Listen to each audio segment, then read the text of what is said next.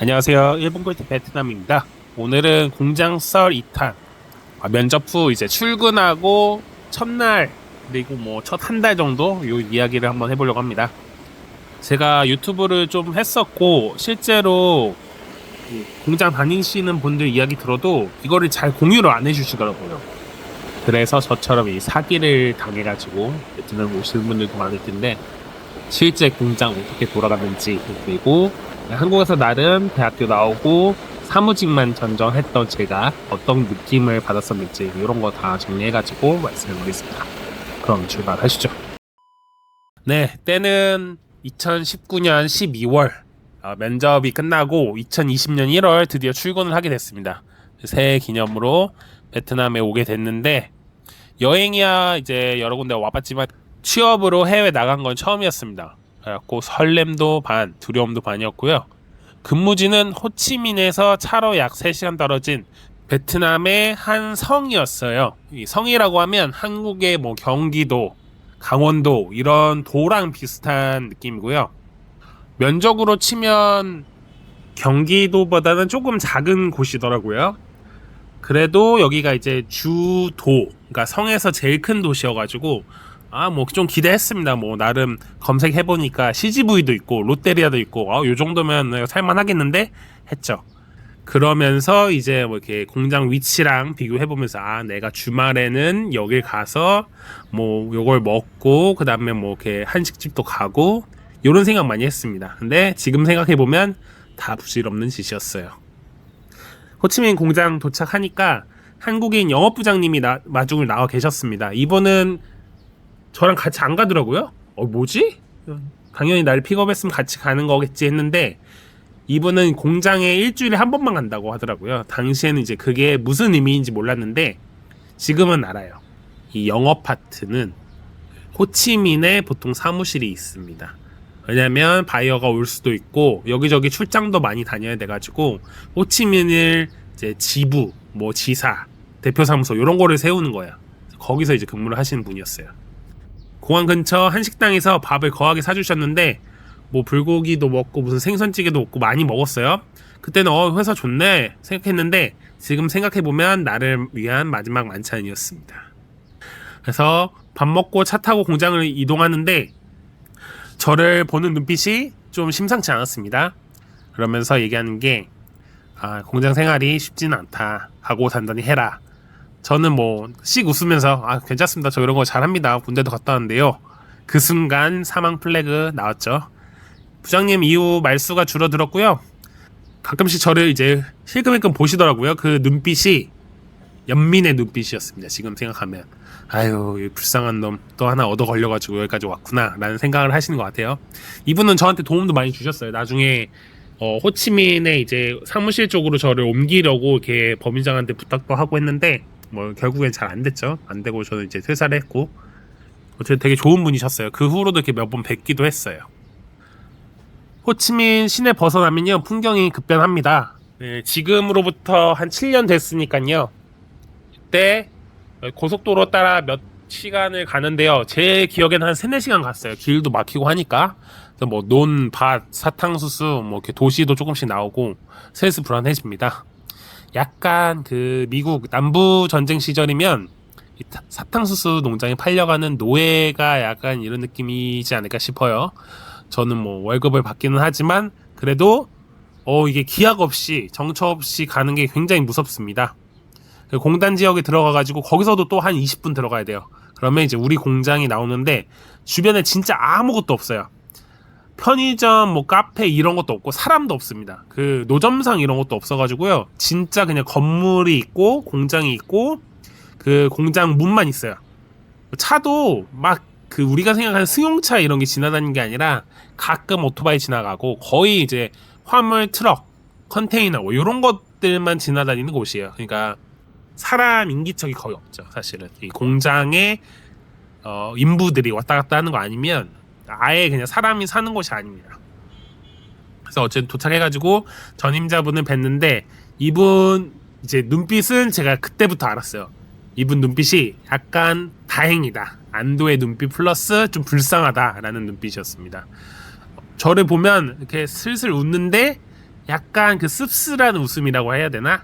어쨌든 이분이 제 손을 꼭 잡으면서 아 고생 많으셨습니다 하는데 약간 목소리가 떨리더라고요. 뭐 그걸 어쩌겠습니까? 여기까지 왔는데 도망칠 수 없죠. 그래서 법인장님한테 인사드리고 그날은 쉬고 이제 다음날 출근을 하기로 했어요.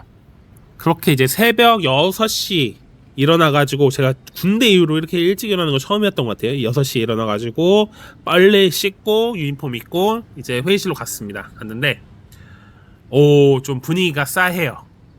뭔가 일이 터졌더라고요. 전날 터져가지고 법인장이 분노 게이지가 약간 만렙 상태로 샤우팅 중이었습니다. 현지 관리자분들은 이제 고개 숙이고 쥐죽은 듯이 서 있죠. 저도 이제 신입이어가지고 구석에서 이제 앉아 있는데 이게 바로 이제 조조수구나. 우리가 흔히 보는 그 드라마 군대보다 좀 더 살벌해요 느낌. 왜냐면 이분들은 짬밥이 30년 20년이 이래요. 그러니까 밑에 과장님들도 그렇고 법인장님이야 뭐 워낙 오래됐죠.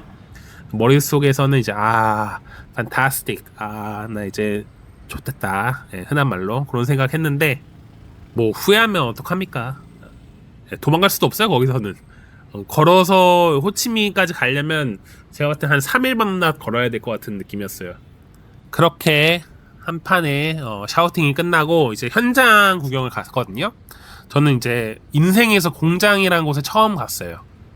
그게 뭐 학교에서 뭐 견학 가고 이런 공장이 아니고 거기는 이제 다 대기업 막 이런 데는 가봤죠. 포스코 이런 데 가봤는데 진짜 현장이라는 곳에 가봤어요. 그런데 일단은 그 사무실이랑 느낌이 아예 달라요. 사무실은 에어컨도 나오고 사람들도 영어를 하고 약간 하니까 의사소통 되는데 현장에 가면 일단 열기가 장난 아닙니다. 베트남 자체가 원래 더운데 그때가 이제 건기니까 약간 선선해야 되는 날씨예요. 20도 한 초반? 이렇게 돼야 되는데 거기는 한 30도가 넘어요. 보통 35도 막 이랬던 것 같아요. 그러니까 들어가면 숨이 탁 막히죠. 그리고 기계가 막 수십 대가 돌아가는 방직 공장입니다. 그러니까 옆 사람 말이 안 들려요. 그러다 보니까 여기 오래 계신 분들이 다 말소리가 크고 그 작게 얘기하면 못 들으시더라고요. 그리고 섬유 공장 뭐 이런 거니까 이제 손먼지가 막 날리죠. 그러니까 이제 기관지도 좀 안 좋아요. 그러다 보니까 현지 직원분들이든 다 관리자든 마스크를 이제 착용을 하고 있고요. 저도 첫날에는 아무것도 모르고 맨 얼굴로 갔다가 그날 이제 기숙사 도착하니까 막 코에 막 먼지가 막 시꺼멓게 껴있더라고요. 진심 놀랐어요. 솔직히 이제 첫날 이거 끝나고 나서 숙소 돌아서 지금이라도 비행기 끊고 튀어야 되나라는 생각도 좀 했습니다. 근데 제가 여기까지 왔는데 뭐 칼이라도 뽑아야지 않겠습니까? 그래서 버텨보자 이렇게 노력을 하기 시작했죠. 그러면서 이제 1년간의 기나긴 여정이 시작이 됩니다. 이제 저는 관리팀장이라는 자리로 갔고요. 여기 이제 공장은 두 군데로 나뉘어요. 그러니까 법인장이 공장장 같은 거예요. 그분이 이제 총괄을 하시는 거고 파트가 생산 쪽, 관리 쪽으로 나뉩니다. 관리는 뭐 예를 들면 급여, 뭐 회계, 뭐 인사, 노무, 뭐 법률, 계약 이런 것들, 수출입 이런 것들이 이제 다 서류 작업을 많이 하는 그런 곳이라고 보시면 되고 생산 쪽은 이제 딱 공장하면 생각나는 그 생산 수율 맞춰야 되고 원료가 들어가지고 나가기까지 과정 이런 거를 다 하는 거죠. 그래서 이제 방직으로 치면 솜이 들어오면 원료가 들어오면 그걸로 실을 뜨고 그 다음에 그게 이제 원하는 길이, 두께 그리고 이게 뭐 색깔, 염료까지 해가지고 패키징까지 들어가는 거예요. 하면 이제 컨테이너가 싣고 나가는 그런 개념이라고 보시면 돼요. 저는 관리팀에서 관리팀장을 맡았던 건데 사실 뭐 한국에서 제가 뭐 한 2년 3년밖에 일을 안 한 상태에서 그리고 정말 뭐 영업이라는 작은 분야에서 일을 하다가 관리팀이라고 맡으니까 멘붕이 많이 와요. 내가 처음 보는 뭐 숫자라던가 이 베트남 법률이라던가 노무, 계약 이런 것들 뭐 아니면 면접 이런 것도 봐야 되는데 굉장히 힘들죠. 사실 그런 뭐 인수인계도 사실 잘 이루어지기 힘든 환경인데 이런 것들이 한 번에 오니까 업무적으로 스트레스를 좀 많이 받았습니다. 처음에는. 근데 이제 장점도 확실하다는 거. 좋은 점은 돈이 거의 안 들어요. 일단은 공장이 제가 한국도 이런지 모르겠는데 제가 당시에 2,500달러를 받았습니다. 지금으로 치면 환율이 괜찮으니까 뭐 한 300, 뭐 한 20, 30 되겠죠. 그런데 진짜 마음만 먹으면 돈을 하나도 안 쓸 수 있습니다. 기숙사가 일단 있어가지고 1인 1실이에요. 그래서 반값이 안 되죠. 그리고 밥도 삼시세끼 다 줍니다. 라면도 줘요. 그래서 배가 고프면 뭐 라면 끓여 먹어도 되고 아니면 아줌마한테 밥 해달라고 하면 되니까 아무도 이제 뭐 먹는 거 갖고 뭐라고 하지 않습니다. 배 터지게 먹어도 돼요.